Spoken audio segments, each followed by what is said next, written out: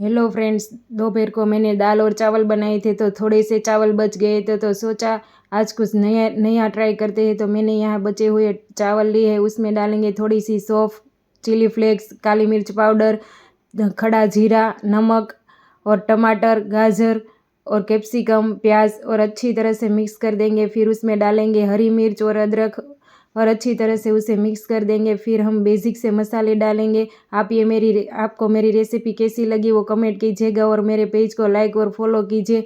तो हमारा dough ready हो चुका है। अब हम उसके छोटे छोटे बॉल्स बनाएंगे। अब उस बॉल्स को स्टीम करेंगे। तो हमारे जो बॉल्स है वो अच्छी तरह से स्टीम हो चुके हैं।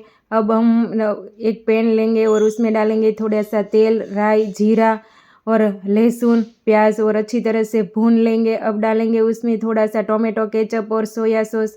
आप चाहो तो उसमें और भी गार्लिक सॉस भी डाल सकते हो। अब डालेंगे हमारे जो स्टीम किए थे वो बॉल्स। तो तैयार है हमारा नाश्ता।